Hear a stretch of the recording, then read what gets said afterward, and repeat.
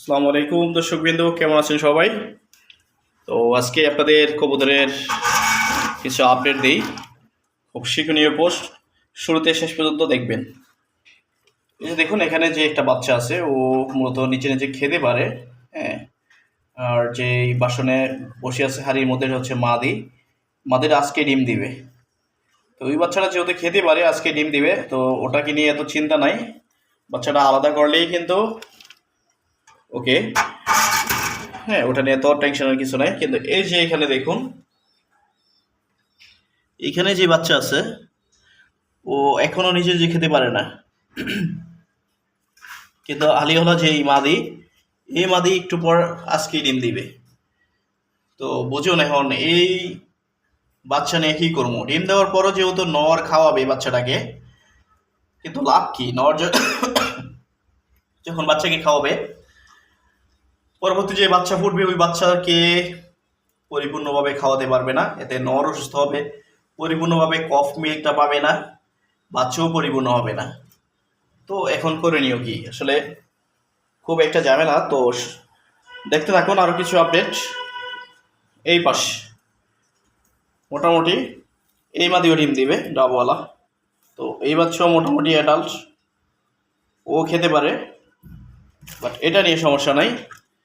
নিচে আরেক পেয়ার আছে, এই যে নিচে। এই বাচ্চা তো এখন খাবারই চিনে না। হ্যাঁ, এই বাচ্চা খাবারই চিনে না। এই মাদি কালকে ডিম দিবে। ডিম চলে আসছে, আজকে দিবে না। ডিমটা ডেলিভারি হবে কাল। তো বুঝুন এই বাচ্চা নিয়ে কি করা যায় আসলে। হ্যাঁ, এই বাচ্চা রাখতে গেলে পরবর্তী যেই বাচ্চা আসবে ওই বাচ্চার গ্রোথ ভালো হবে না। এই যে এই মাদি আজকে ডিম দিবে, সরি আজকে নাকি কালকে ডিম দিবে, ওর ডিম চলে আসছে।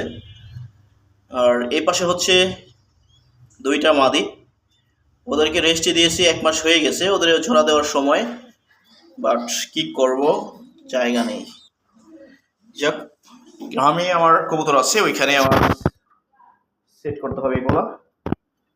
তো এটা নিয়ে তেমনটা চিন্তা করি না, পরবর্তী সেট করব। কিন্তু এই বাচ্চা কি করবো আসলে এখন? এই বাচ্চা প্যারেন্টস এবং পরবর্তী বাচ্চাকে সুস্থ রাখতে হলে এই বাচ্চা অবশ্যই শিফট করতে হবে কোনো এক জায়গায়, যেখানে ওদেরকে লালন পালন করতে পারে। তো অবশ্য সেই সময় দরকার ছিল হলো বাঞ্জা, যেহেতু বাঞ্জা নেই।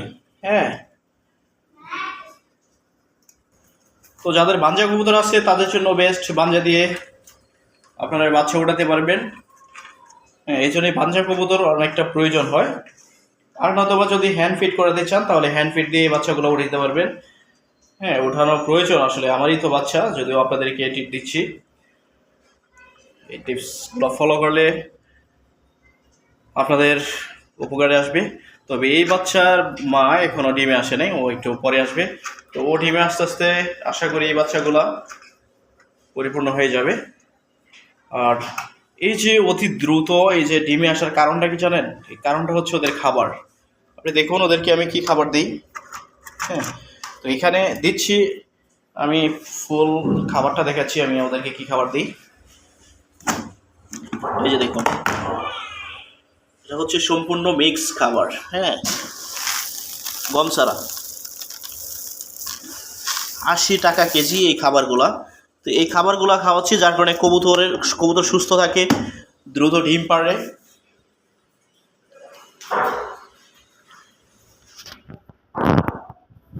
বাচ্চার গ্রোথ মাশাআল্লাহ অনেক ভালো, শুধু খাবারের জন্য। হ্যাঁ, খাবারের জন্য কিন্তু ওদের এই অবস্থা।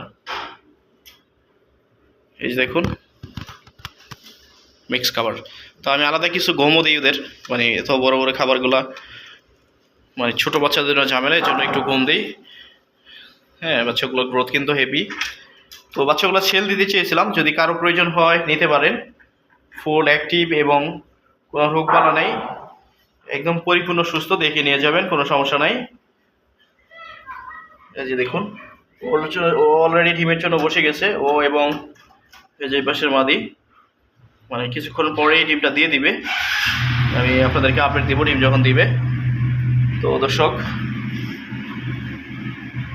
এখানে ডিমে আছে, ওদের আসলে ডিম ফুটে নেই।